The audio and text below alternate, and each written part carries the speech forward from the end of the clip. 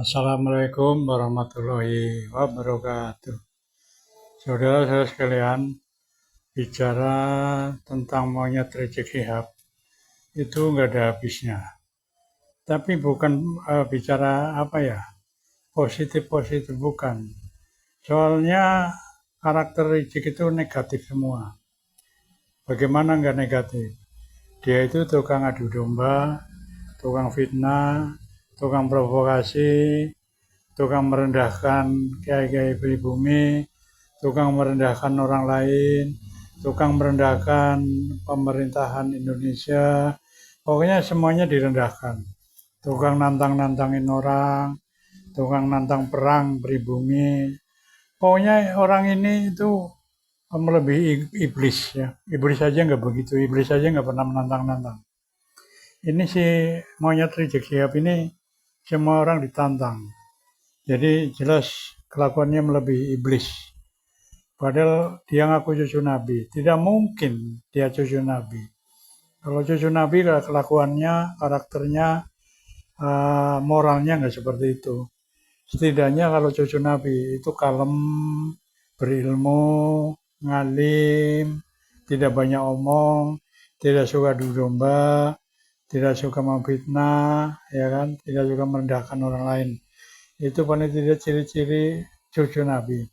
Nah ini jauh sekali yang namanya monyet Rizik Syihab ini.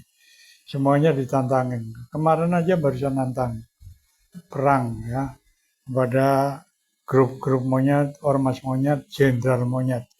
Ini saya harap jenderal-jenderal ini bertindaklah. Jangan mau dilecehkan, jangan mau dihinakan. Bertindaklah. Tangkap itu. Benar Gus Dur. Gus Dur dulu pernah bilang, kalau Indonesia pengen aman, tangkap Rizik Syihab dan penjarakan. Itu pesan Gus Dur. Dan cobalah ditaati pesan Gus Dur itu. Ya, untuk itu ayo kita lihat video berikut ini. Plat G yang sekarang ini, sejauh mana sih hubungannya dengan mereka yang pernah dikutuk menjadi kera atau monyet? Silakan Anda analisa sendiri. Mimin hanya bisa tersenyum dengan narasi dan cacian Rizik Syihab yang notabene berhak blok grup G Yahudi. Akan tetapi justru mencibir PBI LS dan beberapa jenderal-jenderal yang mendukungnya disebut sebagai monyet. Apakah ini monyet teriak monyet?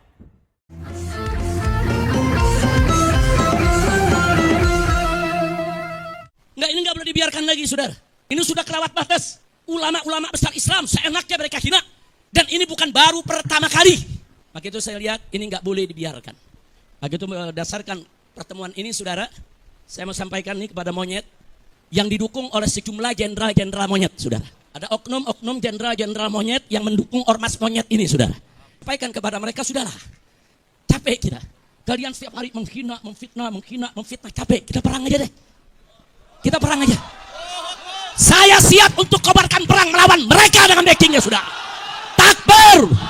Umat Islam semua saya tanya, siap perang lawan gerombolan monyet? Takbir. Wa inna ilaihi raji'un.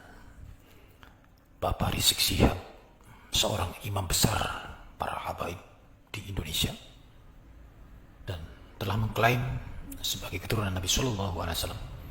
Ini sudah sebegitunya memanggil seseorang dengan nama hewan yang sangat hina. Sepertinya beliau sedang merasa sangat terganggu, akan tetapi merasa tidak memiliki daya untuk melawannya, sehingga keluarlah caci maki tersebut. Saudaraku, kurang apa Rasulullah Shallallahu Alaihi Wasallam dahulu dihina, dicaci maki, diancam untuk dibunuh? Apa sikap beliau? Tersenyum. Rasulullah tersenyum dan mendoakan musuh-musuhnya. Hasilnya mereka masuk Islam. Lalu Rizik Syihab yang klaim berdarah Nabi SAW ini bisa dipercaya sebagai keturunannya. Saudaraku, Habib yang kita kenal itu sudah terkonfirmasi berhaplok grup G. Artinya mereka berkebangsaan Yahudi. Apakah bangsa Yahudi itu hina? Tidak juga. Karena kemuliaan seseorang itu bukan berdasarkan bangsa atau bahkan keturunannya siapa, akan tetapi kepada ketakwaannya. Hikmah ayat dan juga kami nukil dari berbagai sumber, tafsir dari berbagai sumber. Kami bacakan surah Al-Baqarah ayat 65. A'udzubillahi minasyaitonirrajim. Bismillahirrahmanirrahim. Walaqad alimtumul ladzina i'tadaw minkum fis sabti faqulna lahum kunu qiradatan khasiin. Sungguh kamu benar-benar telah mengetahui orang-orang yang melakukan pelanggaran di antara kamu pada hari Sabtu. Lalu kami katakan kepada mereka, jadilah kamu kera yang hina. Mengapa bangsa Yahudi zaman dahulu bisa dikutuk menjadi monyet atau kera? Sebab mereka berlaku sangat sombong dan serakah. Mereka sombong bukan saja kepada manusia, tetapi juga sombong dan berani menentang Allah Subhanahu wa Ta'ala. Anda bisa bayangkan seberapa sombongnya monyet ketika mengambil makanan dan setelah mendapatkannya. Lalu, apakah bangsa Yahudi Platke ini masih keturunan dari monyet tersebut? Rasulullah SAW telah menyebutkan dalam hadis riwayat Muslim yang artinya, dan sesungguhnya Allah tidak menghancurkan atau tidak mengazab pada suatu kaum atau manusia, maka Allah akan menjadikan mereka memiliki keturunan. Dan sesungguhnya kera dan khinzir atau babi telah ada sebelum tragedi pengutukan Bani Israel atau Yahudi. Kesimpulannya, kera dan khinzir atau babi yang ada sekarang ini bukan berasal dari keturunan Yahudi yang dikutuk oleh Allah, karena keduanya sudah ada sebelum Bani Israel Yahudi dikutuk menjadi monyet. Para ulama ahli tafsir berbeda pendapat dengan riwayat selanjutnya tentang kera-kera kutukan bangsa Yahudi ini. Ada sebagian yang beranggapan bahwa setelah itu mereka mati begitu saja setelah 3 hari 3 malam. Hal ini agar mereka merasakan kehinaan di dunia sebelum mereka dimatikan. Ada sebagian lagi yang mengatakan bahwa setelah menjadi kera, Allah mengembalikan lagi mereka ke wujud semula atau menjadi manusia lagi. Namun, hati-hati mereka tidak berubah dan tetap berperilaku sebagaimana kera-kera yang serakah. Menurut setengah riwayat, ahli tafsir diantaranya menurut riwayat Ibnu Ishaq, Ibnu Jarir, dan Ibnu Abbas, mereka itu dikutuk sehingga berubah menjadi monyet semuanya. Akan tetapi setelah mereka menjadi monyet, mereka tidak bisa makan dan tidak bisa minum sehingga tidak sampai 3 hari sesudah perubahan itu mereka pun mati semua. Setengah ahli tafsir lainnya menyatakan bahwa mereka disumpah Tuhan, disumpah oleh Allah Subhanahu wa Ta'ala sehingga langsung bertukar menjadi kera, jalan dengan kaki 4, gigi berganti dengan saing, tubuh mereka tetap seperti manusia akan tetapi perangnya sudah seperti kera. Mereka datang berkelompok-kelompok ke ladang orang.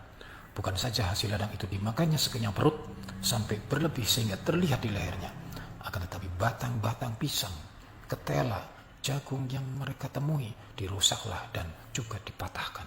Sesudah hasil mereka ambil, perladangan yang tinggal itu dirusaklah pula sehingga tidak bisa ditanami lagi atau tidak bisa tumbuh lagi.